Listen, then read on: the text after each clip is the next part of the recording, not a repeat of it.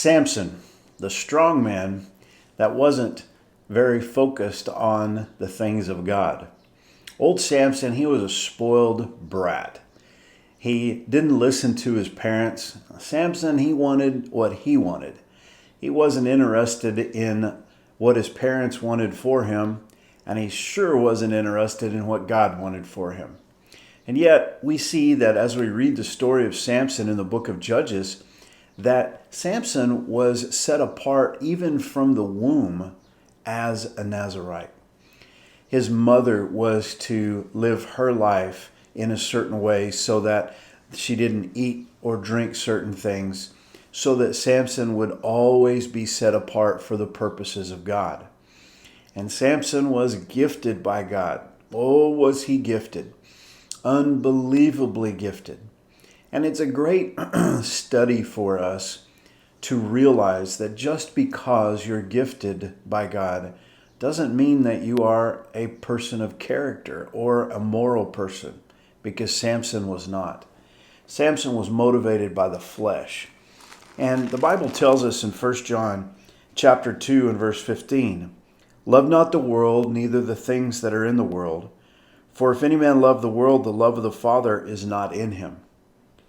For all that is in the world, the lust of the flesh, the lust of the eyes, and the pride of life is not of the Father, but is of the world." Samson was motivated by his flesh. And we can see that pretty clearly. It says in Judges chapter 14 and verse 1, "And Samson went down to Timnath and saw a woman in Timnath of the daughters of the Philistines. And he came up and told his father and his mother and said, I have seen a woman in Timnath of the daughters of the Philistines. Now therefore get her for me to wife." They tried to talk with him. He wouldn't hear it. He didn't have anything to do with them. He wanted that woman to be his wife, even though she was a Philistine. In chapter 16, it says in verse 1, "Then went Samson to Gaza, and saw there an harlot, and went in unto her." You see, Samson was motivated by his flesh. If he saw it and he liked it, he wanted it. And that is going to get him. It's a trap. And old Samson, he just falls for it, hook, line, and sinker. Well, the sad reality of the story of Samson is that his lustful eyes, they are going to lead him into captivity by the Philistines. And so as we continue to read in Judges 16 and verse 21, it tells us, "But the Philistines took him and put out his eyes." Those eyes that Samson used to seek after the things that pleased him, they eventually were completely put out. They brought him down to Gaza and bound him with fetters of brass, and he did grind in the prison house.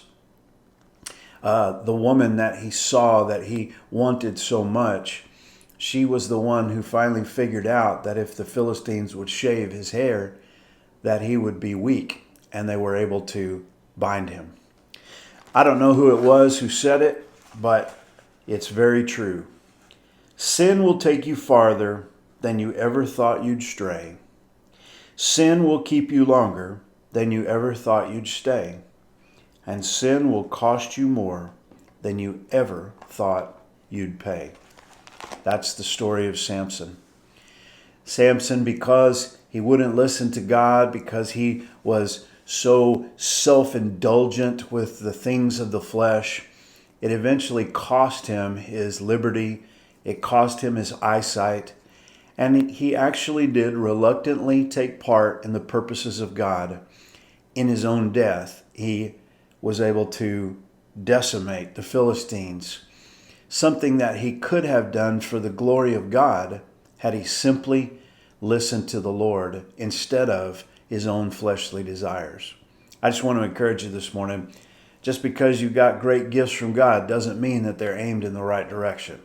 And Samson is a great study for us to remind us that we need to be careful and to keep our eyes fixed on Jesus. God bless you.